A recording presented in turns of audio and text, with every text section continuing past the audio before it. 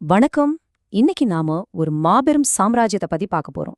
அதாவது சங்க காலத்துல கடலையே தங்களோட கட்டுப்பாட்டுல வச்சிருந்த சேரர்கள். அவங்களோட வீரமான சுவாரஸ்யமான கதையை தான் நாம இப்ப தோண்டி எடுக்க போறோம். வாங்க உள்ள போலாம். சங்க காலத்துல கடல்களை யார் ஆண்டாங்கன்னு யோசிச்சிருக்கீங்களா? இந்த கேள்விக்கு ரொம்ப முக்கியமான ஒரு பதில் சேரர்கள்.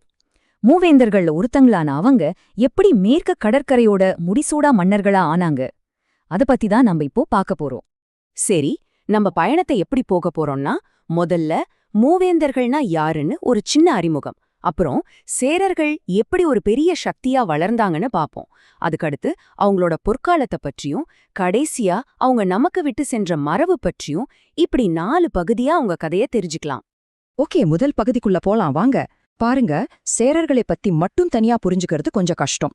அவங்க காலத்துல இருந்த மத்த 2 பெரிய சக்திகளான சோழர்களையும் பாண்டியர்களையும் பத்தி தெரிஞ்சுக்கிட்டாதான் சேரர்களோட தனித்தன்மை நமக்கு இன்னும் தெளிவா புரியும். இந்த 3 வம்சத்துக்கும் பாருங்க, ஒவ்வொருத்தருக்கும் ஒரு தனி அடையாளம்.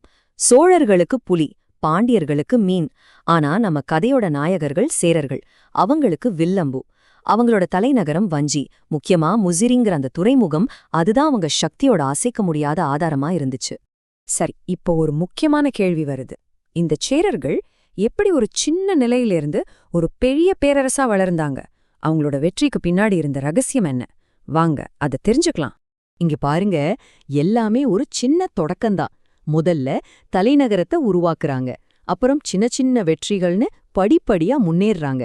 ஆனா அந்த 4வது காலகட்டத்துல அவங்க செஞ்ச ஒரு விஷயம் இருக்கு பாருங்க, அதுதான் மொத்த கதையையும் மாத்துச்சு. அது என்னன்னா, மேற்கு கடற்கரையில அவங்களோட கடற்படைய யாராலும் அசைக்க முடியாத ஒரு மாபெரும் சக்தியா நிறுவனது. அவங்க வெற்றிக்கு இதுதான் மையப்புள்ளி. அதாவது அவங்க இருந்த இடம், அந்த மேற்கு கடற்கரை, அது அவங்களுக்கு கிடைச்ச ஒரு ஜாக்பாட் மாதிரி. அந்த வழியா ரோமானிய சாம்ராஜ்யத்துக்கு போன மொத்த மிளக வியாபாரத்தையும் தங்களோட கட்டுப்பாட்டுக்குள்ள கொண்டு வந்தாங்க. இதனால செல்வமும் சரி, அதிகாரமும் சரி அவங்கள தேடி வந்து குவிஞ்சது. ஒரு பேரரசு உருவாகிடுச்சு. இப்போ அதோட உச்சத்தை தொடப்போறோம். சேர வம்சத்தோட பொற்காலம். அந்த பொற்காலத்துக்கு காரணமான ஒரு மாவீரன் சேரன் செங்குட்டுவன். இப்போ நாம அவரோட காலத்துக்குள்ள நுழைறோம். பெரும் படையுடன் முழங்கும் கடலை கடந்த மாமன்னன். சும்மா சொல்லல, இந்த வரிகள் வெறும் புகழ்ச்சி இல்லைங்க. செங்குட்டுவனோட வீரத்தையும் அவனோட கடற்படை எவ்வளவு வலிமையா இருந்துச்சுன்னும் சங்க இலக்கியங்கள் இப்படித்தான் கொண்டாடுச்சு. இதுவே அவரோட ஆளுமைக்கு ஒரு பெரிய சாட்சி இல்லையா? இங்க ரொம்பவே சுவாரஸ்யமான விஷயம் என்ன தெரியுமா? செங்குட்டுவன் ஒரு வெறும் போர் வீரன் மட்டும் கிடையாது. பாருங்க, ஒரு பக்கம் வட இந்தியா வரைக்கும் படையெடுத்து போறாரு, இன்னொரு பக்கம் கண்ணகிக்காக சில வச்சு பத்தினி வழிபாட்டை தொடங்கி ஒரு கலாச்சாரத்தை உருவாக்குறாரு. அது மட்டும் இல்லாம கலை, இலக்கியம் எல்லாத்தையும் ஆதரிக்கிறாரு. ஒரே நேரத்துல ஒரு சிறந்த வீரனாகவும் ஒரு பண்பாட்டு தலைவராகவும் இருந்ததுதான் அவரோட மிகப்பெரிய தனித்துவம். 50 வருஷத்துக்கு மேல யோசிச்சு பாருங்க, ஒரு நீண்ட நிலையான ஆட்சி. இதுதான் சேர நாட்டோட பொற்காலத்தை செதுக்குச்சு. செங்குட்டுவனோட ஆட்சியில அமைதி, வளம், புகழ் இது எல்லாமே ஒருங்கே சேர்ந்து கிடைச்சது.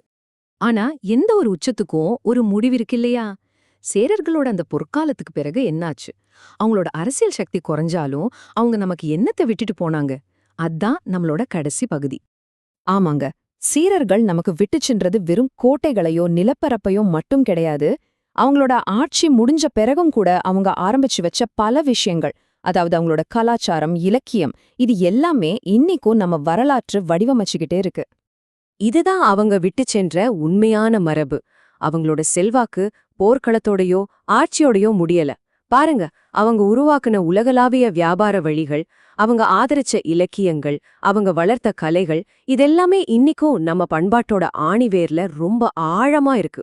சரி, இந்த ஒரு கேள்வியோட நான் இதை முடிக்கிறேன். சேர வம்சம் இன்னைக்கு இல்ல, சரிதான். ஆனா அவங்களோட அந்த வர்த்தக திறமை, கலை ஆர்வம், வீரமரபுன்னு பல வடிவங்கள்ல அவங்களோட மரபு நம்மகிட்ட இன்னிக்கும் வாழ்ந்து கொண்டுதான் இருக்கா? கொஞ்சம் சிந்தித்து பாருங்க.